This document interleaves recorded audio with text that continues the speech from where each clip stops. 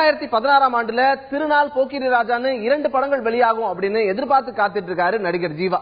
இந்த நிலையில தந்தி டிவிக்காக பிரத்யேகமா ஜீவா பேசிய விஷயங்களை வாங்க பார்க்கலாம். ஒவ்வொரு படங்கள்லயும் ஒவ்வொரு டிஃபரன்சியேஷன் இருக்கும்னு ஜீவா படம்னா அது இருக்கும்.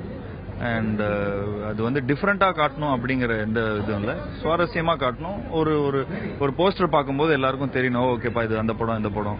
ஸோ ஒரு போஸ்டர் பார்க்கும்போது கன்ஃபியூஸ் ஆகிடக்கூடாது, என்னப்பா இந்த போன படம் மாதிரியே இருக்கு இந்த படம் மாதிரியே இருக்கு அப்படின்னு. நல்ல ஒரு காம்பினேஷன். இந்த காம்பினேஷன்ல வந்து இந்த கதையை சொன்ன உடனே 2 பேரும் ஒத்துக்கிட்டாங்க, சிபியும் சரி ஹன்சிகாவும் சரி. ஹன்சிகா வந்து அவங்க கிட்ட இந்த ஸ்கிரிப்ட் சொல்லும்போது அவங்க ரொம்ப என்ஜாய் பண்ணி ரொம்ப சிரிச்சு ரொம்ப ஹாப்பியா கேட்டாங்க. அண்ட் சிபி கிட்ட இந்த ரோல், சிபியை ரொம்ப வருஷமா தெரியும். அண்ட் இந்த ஃபர்ஸ்ட் டைம் இந்த மாதிரி நான் இது வரைக்கும் எந்த ஸ்கிரிப்டுக்கும் அவர்கிட்ட போனதில்லை.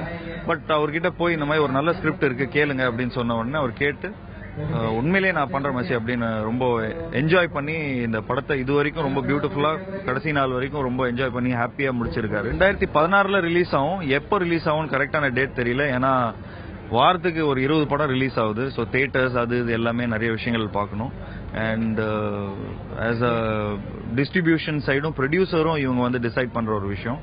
ஆஸ் அன் ஆக்டர் அவங்ககிட்ட நடிச்சு கொடுத்தாச்சு படத்தை. ஸோ அவங்க ஒரு கரெக்ட் டைம்ல ஒரு ஃபெஸ்டிவல் டைம்லயோ இல்ல எப்படி அமைஞ்சு வருதோ அந்த மாதிரி கரெக்டா அவங்க ரிலீஸ் பண்ணுவாங்க. கம்மின்னே தெரியல, எல்லாருமே இதுல தான் இருக்கிறோம். ஸோ அதனால ஐ திங்க் 2015ல நல்ல பிலிம்ஸ் எல்லாம் வந்திருக்கு. விஜய் சேதுபதி, சிவகார்த்திகேயன் எல்லாருமே நல்ல பிலிம்ஸ் எல்லாம் பண்ணிட்டு இருக்காங்க. இப்போ ஈடி அத்தர்வா ரொம்ப ஒரு பியூட்டிஃபுல்லான ஒரு பிலிம் கொடுத்திருக்காரு. So I think everybody is growing up and அதுக்கேற்ற நல்ல ஒரு எக்ஸ்போஜரும் வந்துட்டு இருக்கு. அண்ட் ஒரு நல்ல விஷயம் தான் அது. ஒரு படம் நல்லா ஓடுச்சுன்னா நிறைய டெக்னீஷியன்ஸ் வருவாங்க, அதனால ஒரு டைரக்டர் வருவாங்க. ஸோ அது அந்த டைரக்டர் ஒரு ஹிட் காம்பினேஷன்ல இருந்தாங்கன்னா நிறைய ஆக்டர்ஸ் வந்து அதனால லைக் பயனடைவாங்க, நிறைய பிசினஸ் டெவலப் ஆகும். ஸோ 2015ல 200 படத்துல 8 படமோ 10 படம் தான் ஹிட் ஆயிருக்கு. ஸோ 2016ல 200 படம் ரிலீஸ் ஆச்சுன்னா அட்லீஸ்ட் ஒரு 200 படமும் ஹிட் ஆகணும் அப்படிங்கிற ஒரு மனப்பான்மையில எல்லாருமே ஒர்க் பண்ணாங்கன்னா ஸோ நிச்சயமா இன்னும் ப்ராஸ்பரிட்டி இருக்கும் தமிழ் சினிமா.